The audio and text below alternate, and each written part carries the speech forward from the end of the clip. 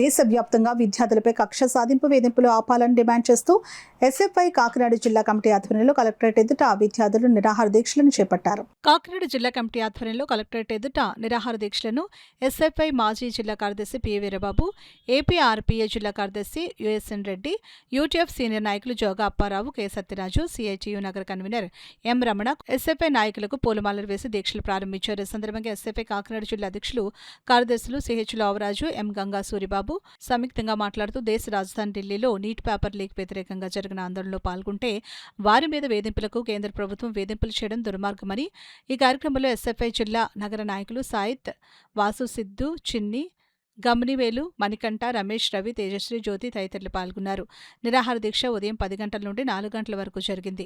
SFI దీక్షలకు SFI మాజీ కాకినాడ జిల్లా కార్యదర్శి పి వీరబాబు, సిఐటియు కాకినాడ జిల్లా అధ్యక్ష కార్యదర్శులు శేషబాబ్జీ, రాజ్ కుమార్, కౌలు రైతు సంఘం జిల్లా కార్యదర్శి ఎం రాజశేఖర్ మరియు తదితరులు దీక్షలకు మద్దతు తెలియజేశారు. జరుగుతున్నటువంటి వేధింపులు ఆపాలి. అదేవిధంగా దేశవ్యాప్తంగా పరీక్షల్లో ఏదైతే నిర్లక్ష్యం వ్యవహరిస్తున్నటువంటి నేషనల్ టెస్టింగ్ ఏజెన్సీ పరీక్ష నిర్వహించడం విఫలమైంది.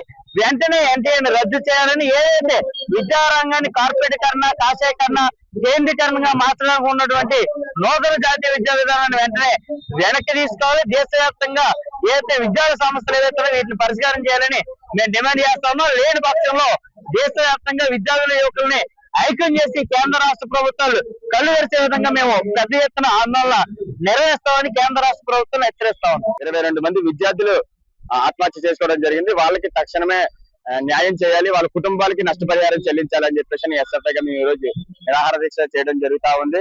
అలాగనే ఈ రోజునటువంటి విద్యార్థులకి ఎంతో మంది దారుణమైన నష్టాలు జరుగుతా ఉన్నాయి. వాళ్ళన్నింటినీ అరికట్టాలని చెప్పేసి రాష్ట్ర ప్రభుత్వానికి కూడా హెచ్చరిస్తా ఉన్నాం. ఈ రోజు ఈ కార్యక్రమానికి చేపట్టినటువంటి ఈ నిరసన కార్యక్రమం శాంతియుతంగా జరుగుతా ఉంది. దీన్ని మాత్రం మీరు ఈ సమస్యల మీద సమస్యలు పరిష్కరించకపోతే దీన్ని మరింత ఉధృతంగా చేస్తామని చెప్పేసి మేము హెచ్చరిస్తాం.